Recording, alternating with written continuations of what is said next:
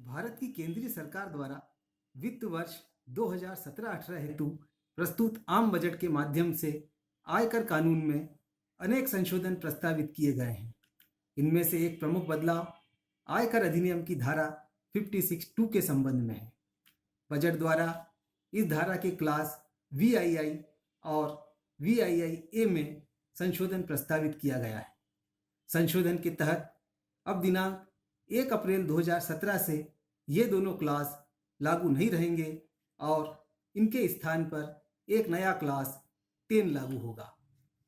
Class VII में मोटे तौर पर यह कहा गया है कि यदि किसी व्यक्ति अथवा संयुक्त हिंदू परिवार को बगैर किसी प्रतिफल के अथवा अपर्याप्त प्रतिफल के इस क्लास में बताई गई सीमा से अधिक धनराशि या चल अचल संपत्ति प्राप्त होती है तो ऐसी स्थिति में ऐसी धनराशि या प्रतिफल में कमी की राशि को प्राप्तकर्ता की कर योग्य आय मान लिया जाएगा। अपवाद स्वरूप अनेक परिस्थितियों में इस क्लास से मुक्ति भी दी गई है। गाइडलाइन वैल्यू से कम कीमत पर अचल संपत्ति की खरीदी, गिफ्ट आदि के मामलों में यह धारा लागू होती है।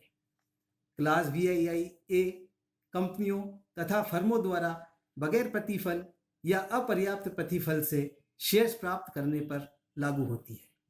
अब मुख्य बात यह है कि जो नया क्लास 10 है उसमें वर्तमान क्लास VII और VII-A से क्या परिवर्तन है। तो इसमें पहला परिवर्तन यह है कि अब नया क्लास बगैर प्रतिफल या अपर्याप्त प्रतिफल के धनराशि, चल अचल संपत्ति आदि लेने पर सभी को लगेगा। पहले यह सिर्फ व्यक्तियों तथा हिंदू परिवार को ही लागू था। यहाँ स्क्रीन पर परिवर्तित शब्दों को अंडरलाइन किया गया है और नीले रंग से दर्शाया गया है।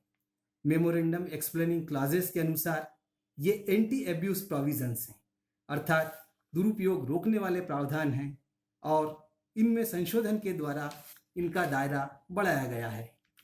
अब हम दूसरे महत्वपूर्ण परिवर्तन की बात करते हैं। यह अपर्याप्त प्रतिफल से अचल संपत्ति प्राप्त करने के संबंध में है। अचल संपत्ति के मामले में संपत्ति की स्टाम्प ड्यूटी वैल्यू यानी कि गाइडलाइन वैल्यू को पर्याप्त प्रतिफल माना गया है। यदि संपत्ति की खरीदी के एग्रीमेंट की तारीख जिसमें कि प्रतिफल तय किया गया है और रजिस्ट्री की तारीख में अंतर है तो ऐसे में करदाताओं को यह सुविधा दी गई है कि एग्रीमेंट की तारीख पर जो गाइडलाइन वैल्यू है उसे ही पर्याप्त प्रतिफल मान लिया जाए। सामान्यतः यह करदाता के लिए फायदेमंद होता है क्योंकि सामान्यतः गाइडलाइन वैल्यू बढ़ती ही है, घटती नहीं।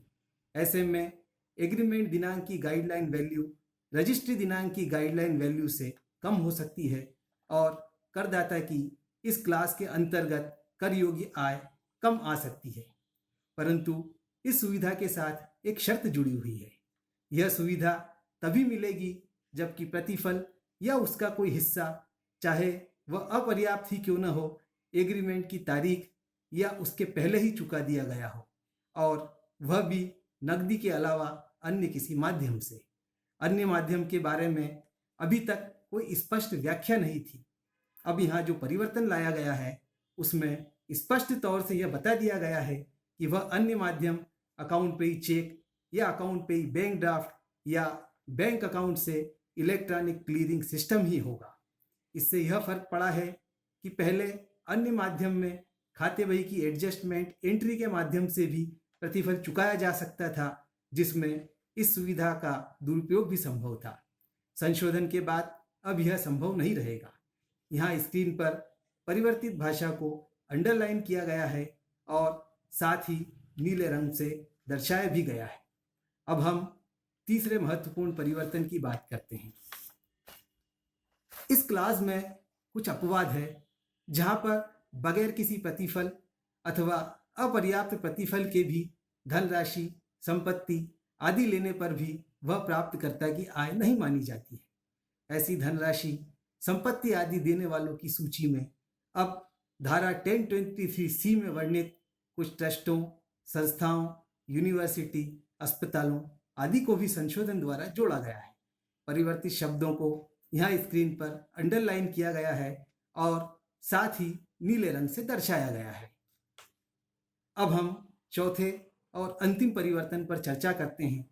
आयकर अधिनियम की धारा 47 में वर्णित कुछ व्यवहारों को पहले से ही धारा 56(2) के क्लाज हेतु अपवादों की श्रेणी में रखा गया है। अब धारा 47 में ही वर्णित कई अन्य व्यवहारों को भी अपवाद की श्रेणी में ले लिया गया है। इन व्यवहारों का यहाँ विस्तार से वर्णन नहीं किया जा रहा है, परंतु ये यहाँ स्क्रीन पर दर्शाए गए हैं।